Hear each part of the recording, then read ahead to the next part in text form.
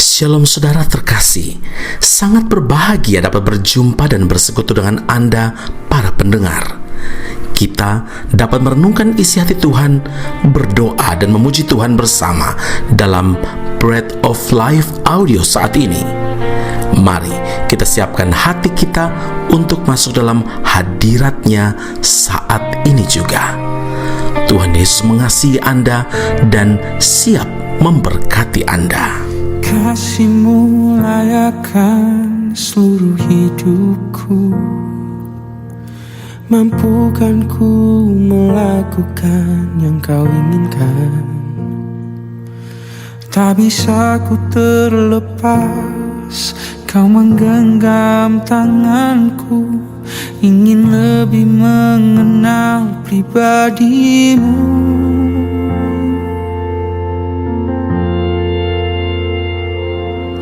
Ku terhubung denganmu,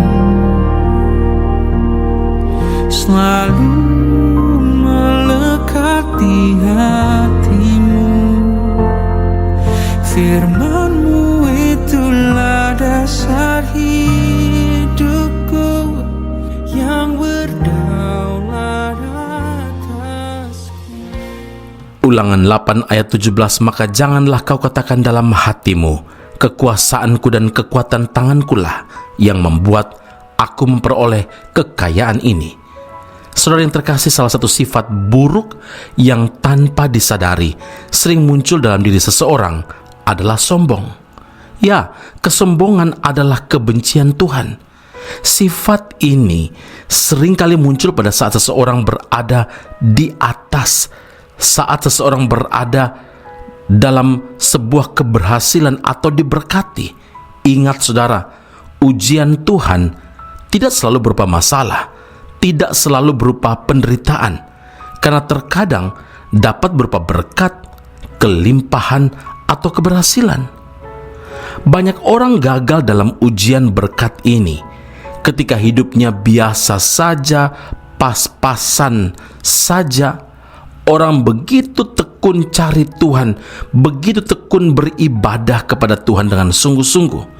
Tetapi begitu hidupnya berubah, diberkati Tuhan, kekayaan bertambah, studi berhasil, bisnis makin maju, bahkan pelayanan berhasil, mulailah mereka berubah sikap jadi sombong, merasa semua adalah hasil jerih payah dan kerja kerasnya sendiri.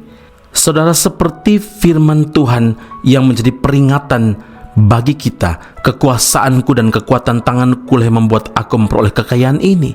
Nah, di setiap kesempatan dari nada bicaranya mulai terlihat bahwa mereka seolah-olah membangga-banggakan diri dan mulai menganggap remeh orang yang lain yang belum berjaya atau belum berhasil seperti mereka.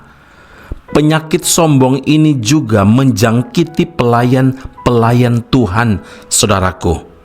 Dahulu ketika pelayanannya masih biasa-biasa saja, bila ada orang yang memerlukan bantuan doa dan ia sewaktu-waktu dipanggil, pasti datang. Begitu pelayanannya berhasil, nama mulai terkenal. Bila ada orang yang memerlukan bantuan doa, sulit sekali untuk ditemui. Memang benar, tanpa kerja keras orang tidak akan berhasil dalam setiap usaha dan pelayanan.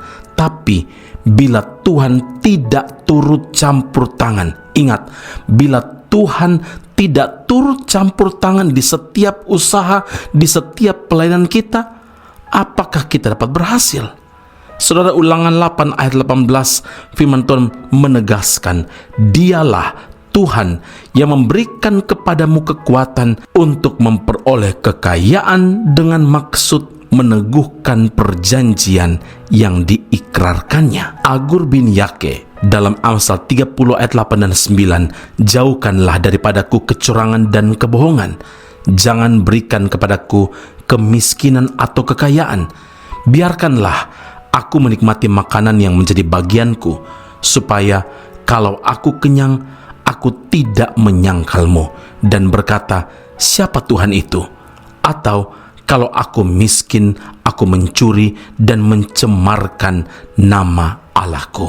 Karena itu ingatlah saudara, jangan jadi orang yang tidak kuat menerima berkat. Seharusnya semakin diberkati Tuhan, maka hidup kita pun harus semakin jadi berkat. Amin. Mari kita berdoa.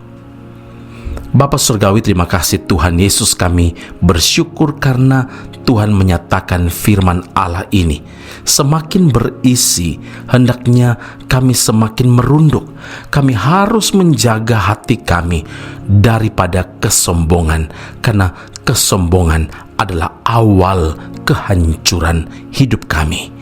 Hari ini kami mengerti Tuhan bahwa Engkau tidak menginginkan kami membangga-banggakan diri dan bahkan mengabaikan campur tangan Tuhan yang telah membawa kami ke titik ini. Karena Tuhan Yesus, kami berdoa berterima kasih untuk firman Allah yang Engkau nyatakan kepada kami.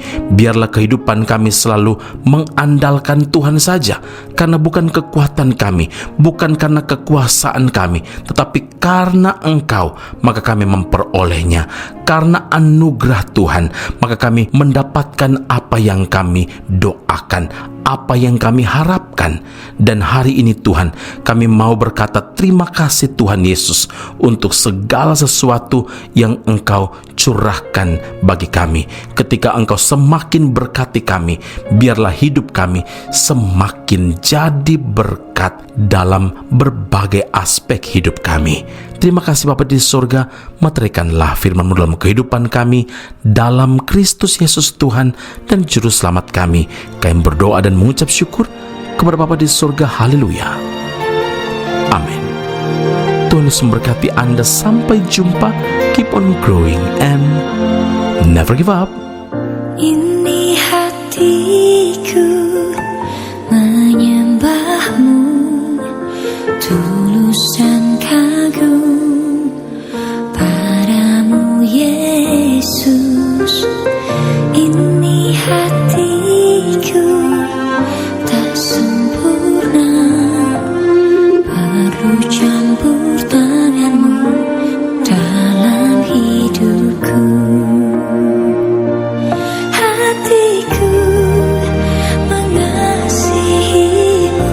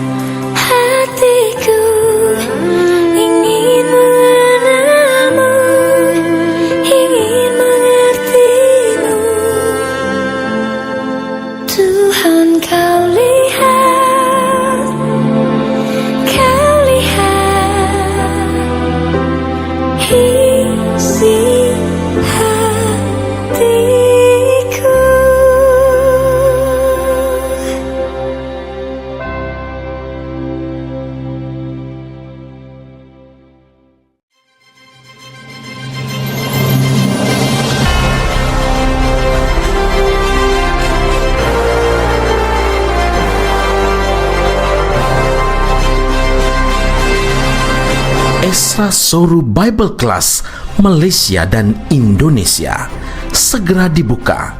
Subjek atau mata kuliah yang akan diterima: Doktrin Allah, Hermeneutika, Kristologi, Pneumatologi, Homiletika, Eskatologi, Bibliologi. Kelas akan dilakukan secara online dengan menggunakan aplikasi Zoom. Untuk informasi lebih lanjut dan pendaftaran, sila hubungi 017 7923 798. Sekali lagi 017 7923 798. Jangan lewatkan kesempatan ini. Tuhan Yesus memberkati Anda.